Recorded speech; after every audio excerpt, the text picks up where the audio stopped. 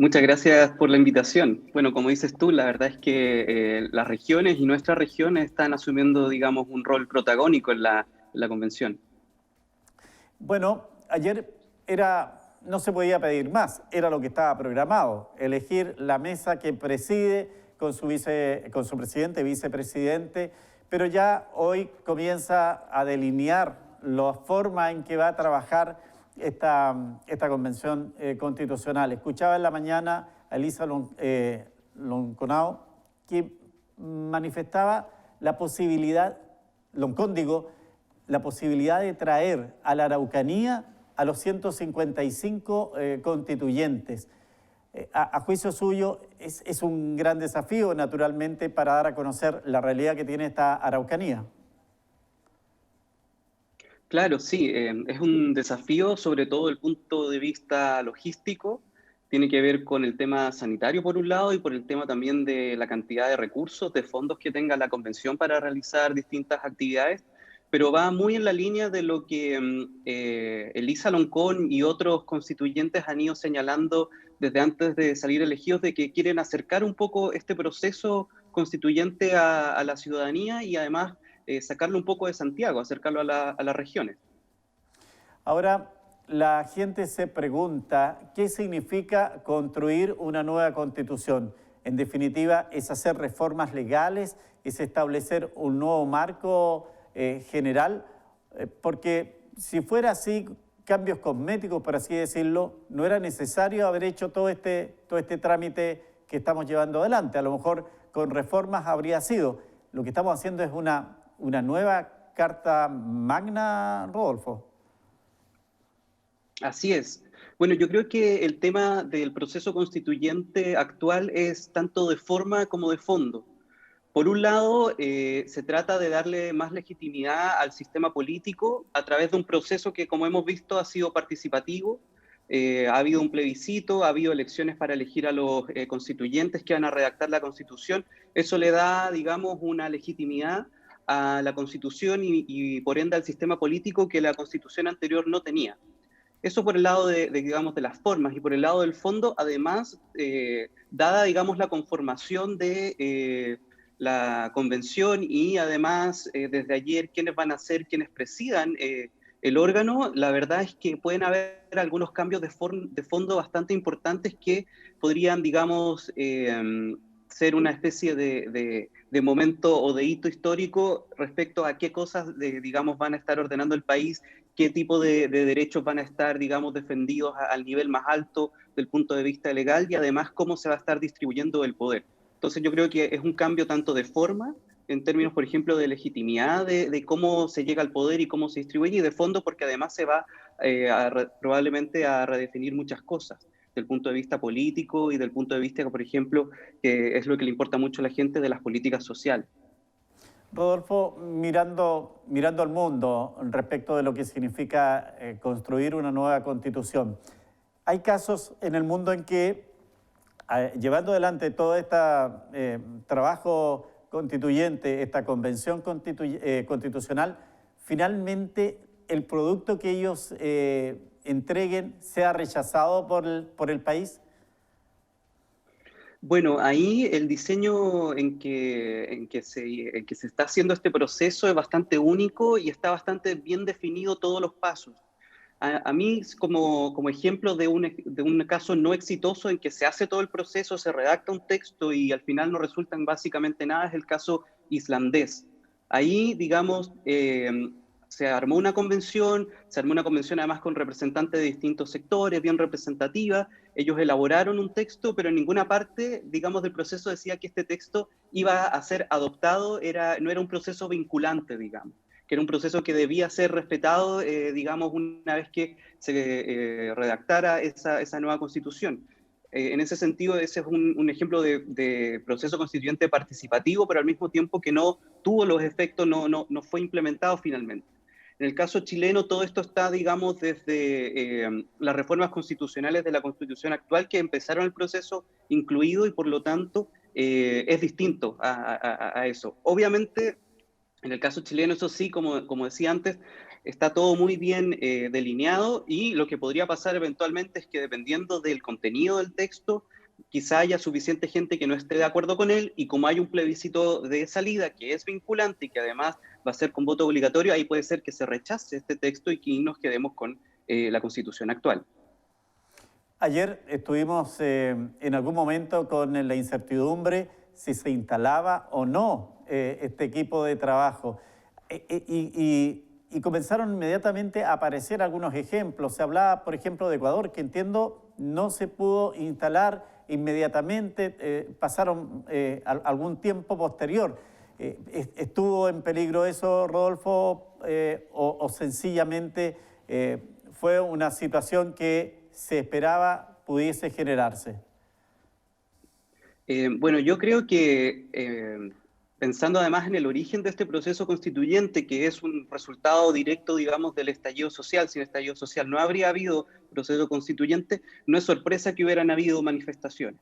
Ahora, el nivel y la intensidad y el nivel de disrupción también de estas manifestaciones uno no las puede predecir, pero tener protestas y tener movilizaciones durante las sesiones de los procesos constituyentes no es una excepción, es algo que ocurre en distintos países.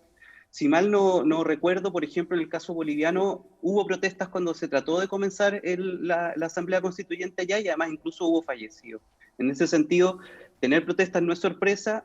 Yo también pensé, viendo lo que estaba ocurriendo en Santiago, que quizá esto se iba a aplazar o no iba a poder comenzar el domingo, pero no es una sorpresa que haya movilizaciones. Claro, y sin duda lo que ayer sucede cuando una de las constituyentes pide postergar o suspender el inicio de la ceremonia, hace pensar qué va a ocurrir en un momento determinado cuando ellos tengan que pronunciarse respecto a un tema determinado y que no esté en línea con el grupo que ayer estuvo en la calle, y se generen este tipo de desórdenes, de protestas. ¿Irá a haber la misma reacción? ¿Se tendrá que tener ese correlato de lo que ocurre dentro del lugar donde están generando esta nueva constitución y lo que está ocurriendo en la calle? Rodolfo, ¿usted le da alguna sintonía la forma en que se va a trabajar?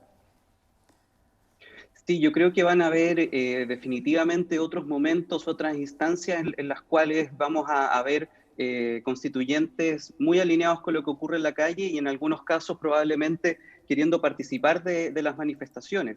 Esto sobre todo con lo que tenga que ver con el asunto de las personas que están privadas de libertad, y que, digamos, esa privación de libertad está relacionada con su participación en el estallido social. Ahí yo me imagino que también va a haber momentos de tensión. Ahora, yo no sé si esto va a ocurrir para cada uno de los asuntos que debata la convención, y además me imagino que en una primera jornada en que la mayoría de los constituyentes no se conocían mutuamente y había una expectación que probablemente va a ir calmándose, en el futuro probablemente estas cosas van a repetirse, estas situaciones, pero no van a ser la tónica de cada momento. Sí, hay mucha gente que está con cifradas esperanzas en que aquí haya un buen trabajo. Nos escribe Mónica Muñoz, nos dice: sin duda tendremos un nuevo Chile, histórico todo lo que sucedió ayer en la Convención Constituyente. Espero que se puedan cumplir algunas de las expectativas que anhelamos todos los chilenos. Será un largo camino y una deuda que sin duda, dice, estará lleno de pros y contras, pero ya es tiempo de pagar esa deuda histórica. Me imagino que ahí se refiere al tema de los pueblos originarios, que, dicho sea de paso, fue el primer mensaje que entrega Elisa Loncón en el momento de asumir esta responsabilidad. Claro, claro, yo creo que cuando uno piensa en estas deudas o sectores postergados, un sector muy importante son los pueblos indígenas, las primeras naciones, y es súper simbólico, súper significativo que Elisa Loncón haya comenzado su discurso hablando mapuzungún. Ahí se me ocurren otras cosas que van a estar incluidas y que se van a estar debatiendo en los próximos días, que van a tener que ver con, por ejemplo, el reglamento que va a regir a la Constitución y que la misma Constitución se debe dar. Ahí, pensando en deudas, probablemente se va a estar debatiendo sobre incorporar una perspectiva de género y también una perspectiva o un enfoque feminista al reglamento, y además incorporar temas como la participación y la forma en que participarán los distintos pueblos indígenas, la incorporación de sus lenguas o de algunos otros asuntos culturalmente relevantes. ¿Se entiende este mensaje en la comunidad? Cristian Sebastián me dice: el proceso constituyente es del pueblo chileno y como tal los constituyentes se deben a quienes los eligieron. Es evidente que el mandato está definido y la nueva constitución irá en línea de ello, por lo que su aprobación debería estar casi garantizada. Hay miradas también que se van a cruzar, a juicio suyo, Rodolfo, con el proceso eleccionario presidencial que este año también va a convocar a los chilenos. Claro, yo creo que este año ha sido para los que estudiamos la política, un año bien intenso, un año bien cansador en ese sentido. Hay muchas elecciones y muchas decisiones muy importantes y claramente quien salga elegido o elegida en las elecciones presidenciales va a tener que interactuar con la convención y además va probablemente a salir elegido o elegida en base a sus posturas respecto a lo que esté tratando de hacer la convención constitucional. Ahora, respecto al comentario de la persona, yo no sé si está asegurado que el texto que redacte esta convención salga elegido. Eso todavía primero no conocemos el texto. Y otro antecedente importante es que tenemos que pensar de que la mayoría de las personas que tienen derecho a voto en Chile no votaron por los constituyentes. Entonces tenemos ahí un misterio, que es cómo se van a comportar la gente que usualmente no vota para el plebiscito de salida cuando haya que aprobar este texto. Esta gente no votó porque ya sentía que el resultado iba a ser bueno de todas maneras, o porque siempre está en contra un poco de lo que sea cualquier cosa relacionada con la política. Ahí, digamos, hay muchas interrogantes que lamentablemente, como esta gente además que no vota, no suele además responder encuestas, es muy difícil saber lo que piensa. Nos escribe Eugenio Carinado, dice: esa es la idea, los constituyentes deben estar alineados y en sintonía con las bases que lo eligieron y las contingencias y temas del país. Eso queda de manifiesto el día de ayer. Sí, por supuesto. Por supuesto, ahí sí. Hay muchos temas como el tema ambiental que fue mencionado en el discurso de la Machi, estuvo presente la Machi Francisca Linconao, Elisa Loncón también habló en su discurso de esto. La verdad es que hay distintas demandas y distintas, digamos, cosas que son de interés público que aparecieron con harta fuerza en el día de ayer. Sí, sin duda que de aquí en más se ponen sobre la mesa diversos temas que estuvieron postergados y que habrá que ver, y como bien lo dice Rodolfo, qué opina la mayoría, porque si bien es cierto, aquí tenemos 155 personas que fueron elegidas, no olvidemos que también los porcentajes de votación no fueron los más altos que tenemos en materia de elecciones. Es cierto. La verdad es que uno habría esperado un porcentaje de participación, ojalá similar o superior al del plebiscito de octubre del año pasado, y la verdad es que fue más bajo. Ahí, en ese sentido, cambió harto el perfil de los votantes, y eso significa que hay mucha gente que obviamente le interesan los temas que se discutan en la convención y le afecta lo que surja en términos del texto, pero que no votó, no apoyó a ninguna candidatura, y por lo tanto esas personas de una u otra forma también deben ser incorporadas en el proceso. Sí, y lo último, Rodolfo, la presencia de la centro-derecha, que está con un porcentaje muy bajo respecto del resto de la opinión que tiene esta convención. A juicio suyo, ¿va a tener que de alguna manera ir alineándose? porque su voto va a ser también importante en materia de tener los consensos en comisiones, por ejemplo, para ir aprobando algunas iniciativas.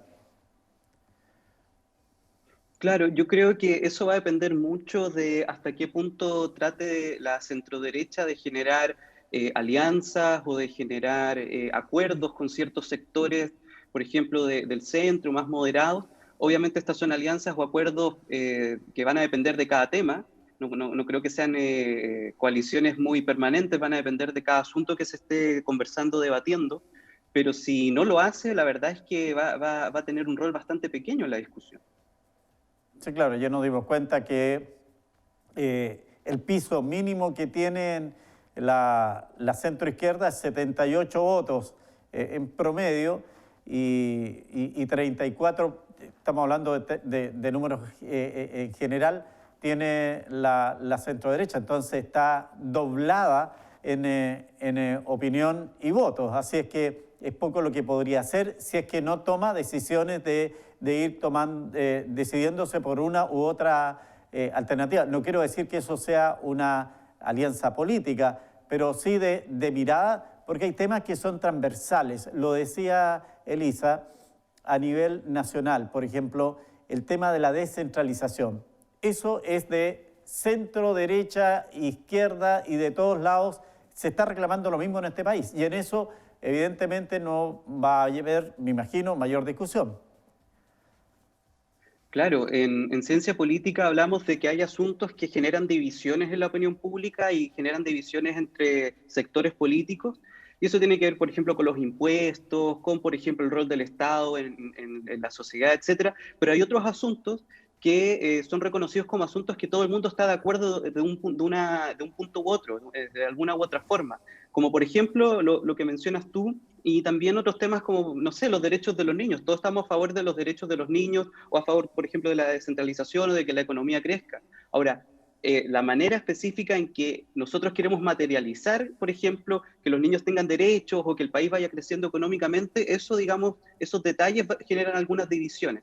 La derecha va a tener que encontrar, yo creo, algunos aliados, algunos constituyentes con los que tenga puntos de acuerdo para avanzar, digamos, sus posturas y sus preferencias, porque si no, si se repite el comportamiento de ayer, donde la derecha la verdad es que no se alejó de sus propios candidatos, por ejemplo, va a quedar bastante marginada del debate y de las decisiones también.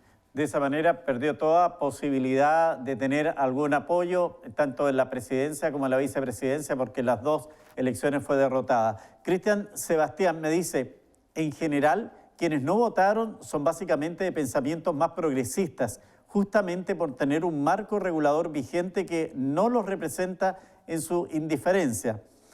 Eso es una opinión. Y la segunda opinión es de Malki, que dice, esta constituyente está politizada a un solo partido político y que con la constitución le va a dar solución a todo. Bueno, ahí están dos miradas distintas respecto de este proceso que partimos ayer. Sí, bueno, respecto a quienes no están participando, yo creo que no sé si son personas progresistas, porque cuando uno le pregunta hoy en día a la gente si se identifica, por ejemplo, con algún sector político, con algún partido, con alguna ideología, la gente que no se identifica con ninguno, que dice que es independiente o que no le gusta ninguno, ¿no? Esa es la gente que después termina no votando. Ese es un problema, de hecho, en nuestro sistema político, que tenemos un desalineamiento entre la oferta, digamos, política de los partidos, por ejemplo, y la demanda de la ciudadanía por representación.